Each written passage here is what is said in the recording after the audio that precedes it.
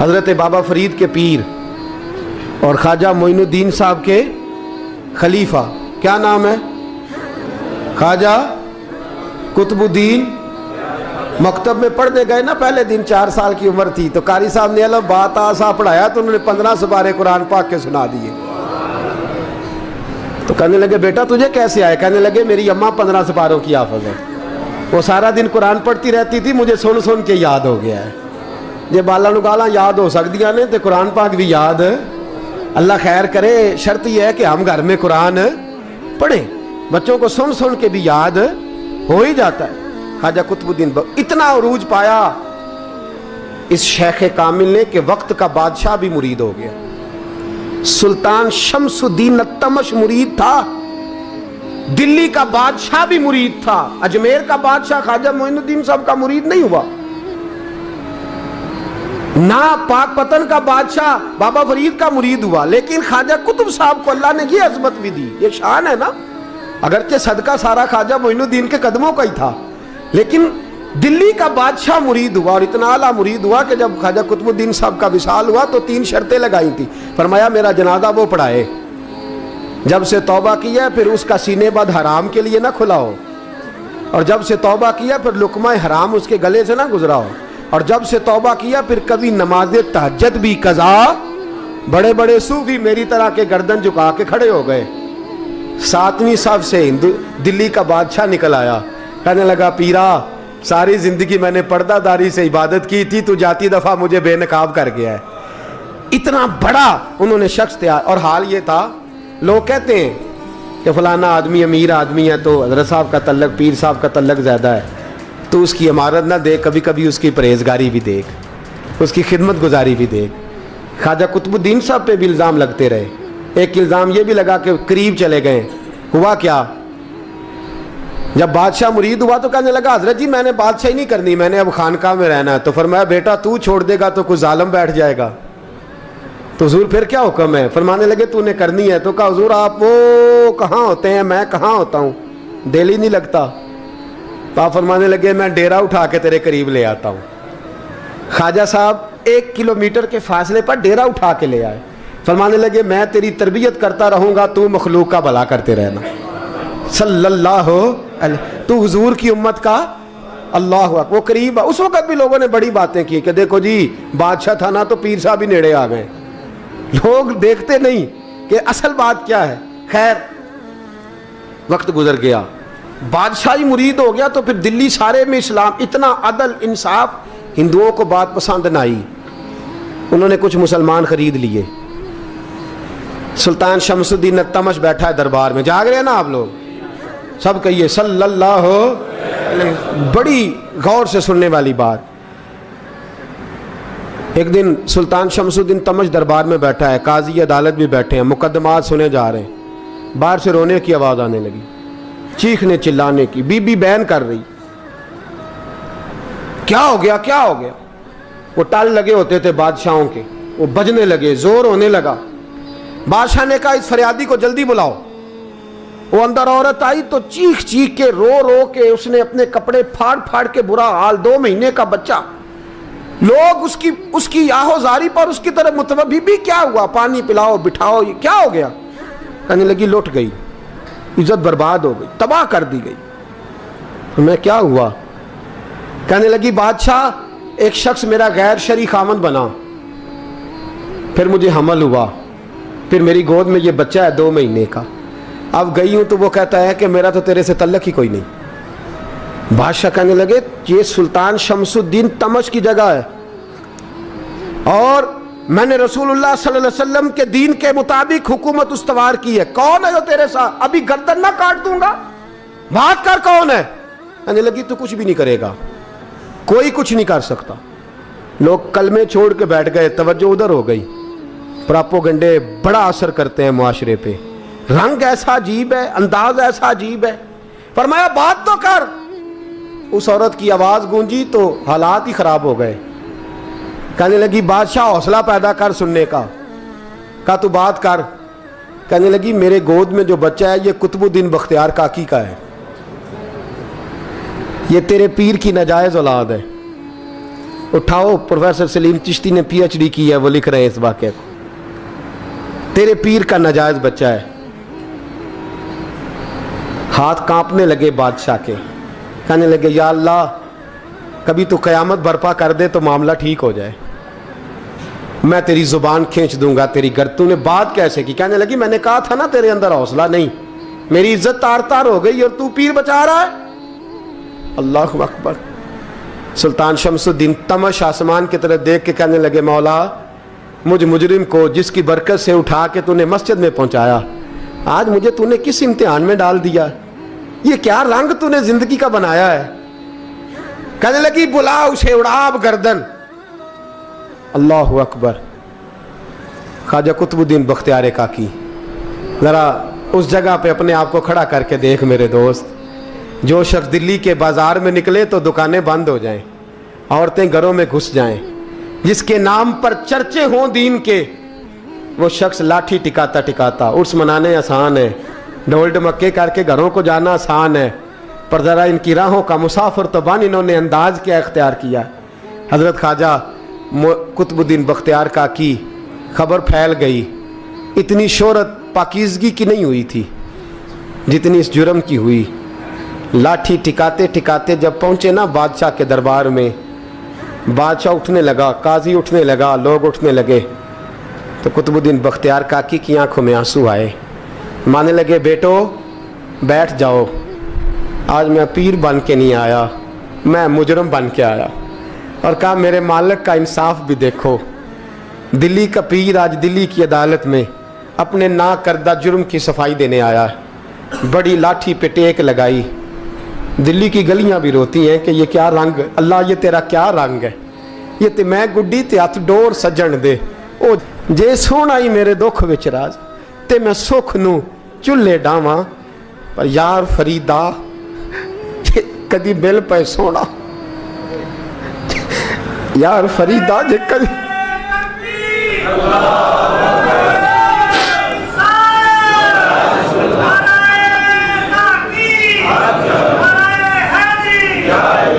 ये कदी मिल पे सोना, बस ओनू रो रो हाल सुनावा। टेक लगाई है, कहने लगी बीबी बोल दे गवाही। कहने लगी बीबी रब जानता है, रब का रसूल जानता है, पर मैं तुझे नहीं जानता, तू कौन है? कहने लगी अच्छा वो लोगों को भेज के तहज्जुद के बहाने पिछले दरवाजे मुझे अंदर बुलाना, रब तेरा भूल जाना। फिर रोने लगी, फिर मकर करने लगी। मुझे बताइए ऐसा कोई मुकदमा हो तो लोग क्या कहते हैं? यकदम हालात बदलते हैं कि नहीं बदलते? दिल्ली का माहौल ही बदल गया, सारा सारा रंग ही बदल गया। औरत तो हिंदू थी, उसने तो झूठ मूठ के कलमे भी पढ़ रखे। अल्लाह अकबर। ख्वाजा साहब पूछते हैं गवाह है कोई तेरे पास? तो 4 कलमा पढ़ने वाले खड़े हो गए। अल्लाह करे कलमा पढ़ने वाले बिका ना करें, आमीन तो कहें।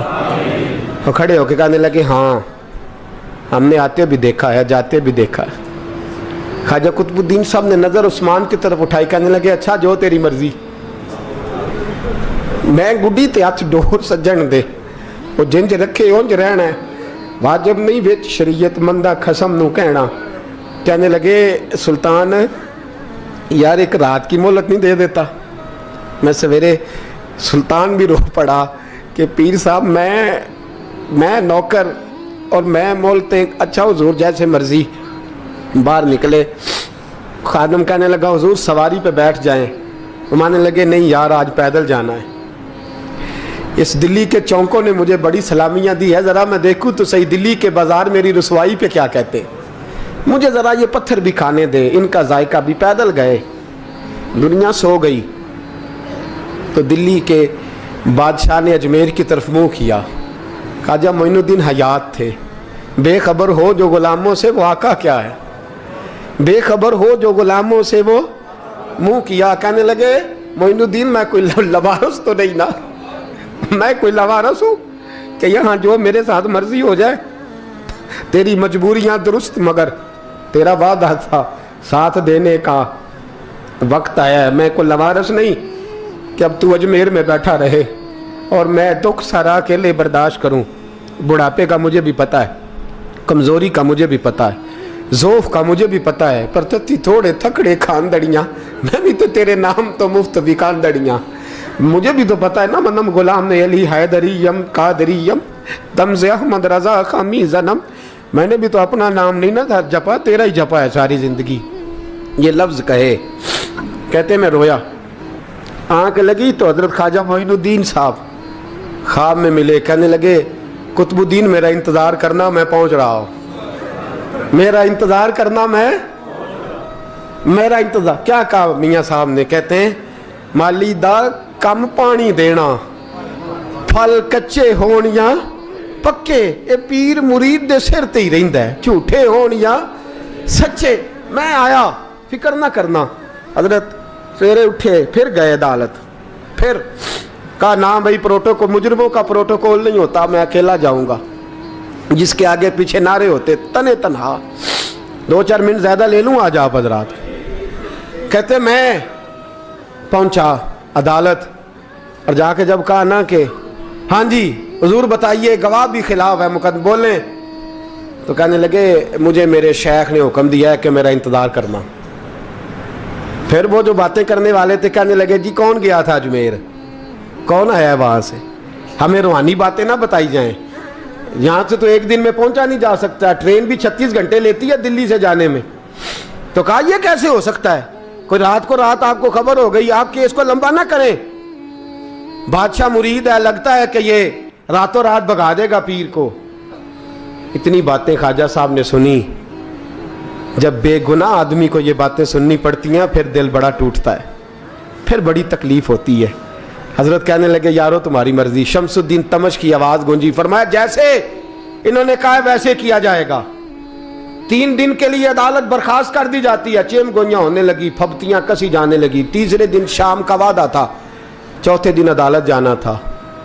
قطب الدین بختیار کاکی کے پاس لوگ آ کے افسوس کرتے تو آپ بولتے نہیں، یہاں تو لوگ صفائیاں دیتے بولتے نہیں، فرماتے یار میں گڈی تے ہاتھ ڈور سجن دے، وہ جینج رکھے، میں اونج ہی رہنا ہے، جیسے اس کی مرضی ویسے، جیڑیاں گڈیاں آپ پہ اڈیاں ہو نہ چڑھن اونچائیاں، وہی گڈیاں اونچیاں اڈیاں جیڑیاں سائیاں آپ چڑھائیاں۔ فرمایا ٹھیک ہے جیسے وہ رکھے، میں راضی ہوں۔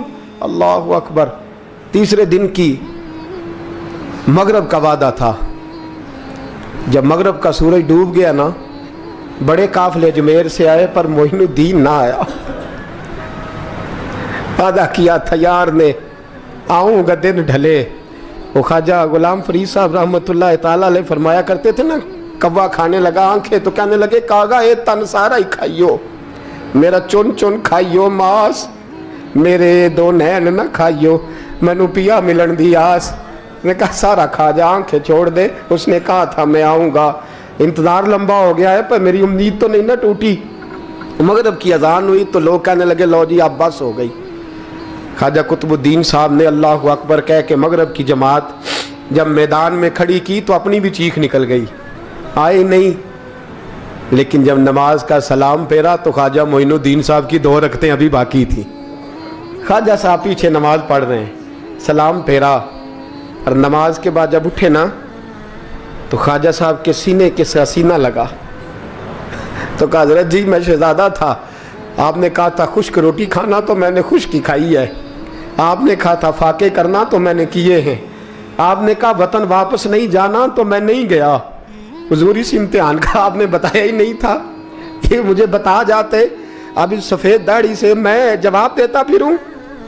خواجہ معین الدین صاحب نے جھٹکا، پیچھے ہٹ، تو زیادہ عزت والا ہے کہ یوسف زیادہ عزت والا تھا؟ تو زیادہ مقام والا ہے کہ عائشہ زیادہ مقام والی تھی؟ چپ کر، یہ کوئی صوفیاء کا طریقہ ہے؟ چپ کر۔ عرض کی حضور غلطی ہو گئی، میں پہلے نہیں رویا، تو ملا ہے تو رویا ہو، میں پہلے نہیں تڑپا، میں نے شکوا نہیں، تو ملا ہے، اپنا ہی کو ملے تو دکھ یاد آتے ہیں نا۔ فرمایا چپ کر، جا سلطان سے کہہ دے سویرے نماز کے بعد عدالت لگا دے۔ سویرے جب عدالت لگی نا تو خواجہ معین الدین صاحب بازو پکڑا خواجہ قطب صاحب کا، نکلے تو دیکھا لائنیں لگی ہیں، مجمع لگا ہے، آنکھوں میں آنسو آ گئے۔ کہا حضور آپ کیوں روتے ہیں؟ فرمایا میرا دل تھا لوگ میرے کتب کی شان دیکھنے آئے، یہ کتنے بدبخت ہیں، میرے کتب کی رسوائی دیکھنے آئے، کتنے نالائق ہیں۔ रसवाई देखने इतने आए हैं, शान देखने आते ही नहीं। अल्लाह अकबर। जब मैदान लगा, ख्वाजा साहब पहुंचे, औरत को कहने लगी अल्लाह से डर जा, वक्त थोड़ा है, तू मर जाएगी। कहने लगी मुझे दास्तानें ना सुनाएं। काजी साहब से कहने लगे काजी साहब आप हकीकत हाल से आगाह हैं, ख्याल करें। कहने लगे ख्वाजा साहब दलीलें ना दें, गवाह लाएं, वाज ना करें। ख्वाजा साहब रहमतुल्लाह अलैह कहने लगे गवाहों को बुलाओ। गवाह आए तो ख्वाजा मोइनुद्दीन साहब ने नजर, तुम हो मेरे कुतुब पर, मेरे कुतुब के जुर्म के गवाह। उनकी जुबानें कांपने लगी, हाथ कांपने लगे, मैं बोलते क्यों नहीं। जब उनकी नजरें झुकी तो बादशाह कहने लगा अगर अब तुमने गवाही ना दी तो तुम्हें मैं मुजरम बना के 80-80 कोड़े मारूंगा। कहने लगा जी देखा है, जी देखा है हमने तहज्जुद के वक्त। जब सब गवाहियां पूरी हो गई, औरत भी तड़प रही है, रो रही है, 2 महीने का बच्चा गोद में है।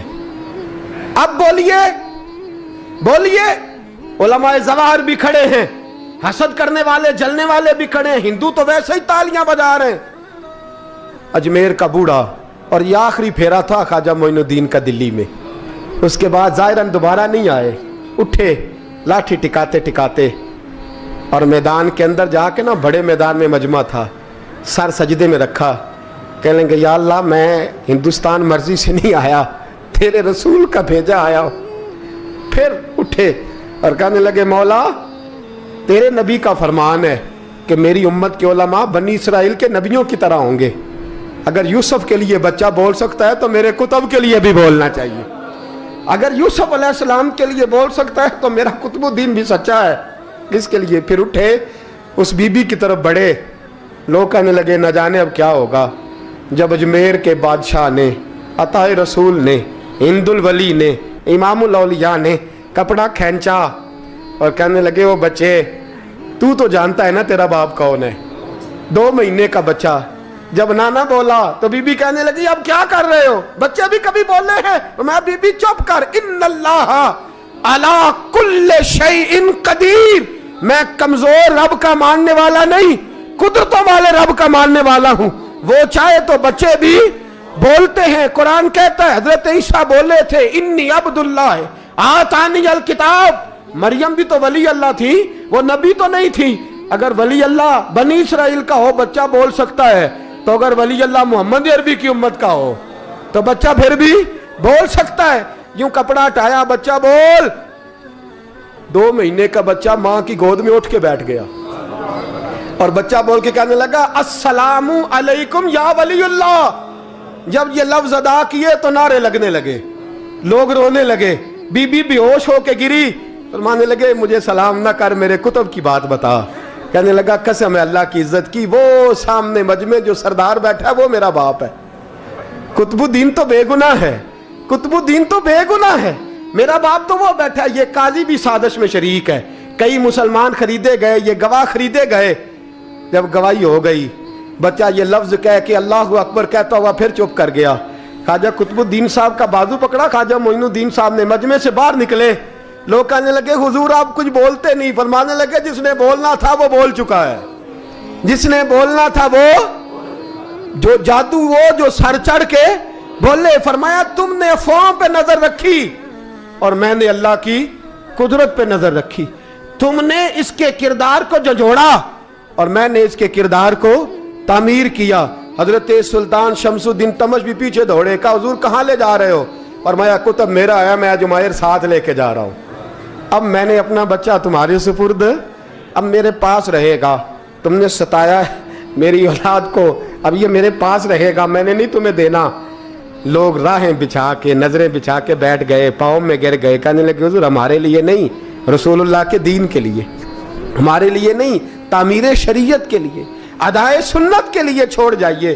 ख्वाजा साहब कहने लगे कुतुबुद्दीन जा, तुझे छोड़ के जाता हूँ, अब कयामत तक कोई तेरी रुसवाई की जरूरत नहीं कर सकेगा।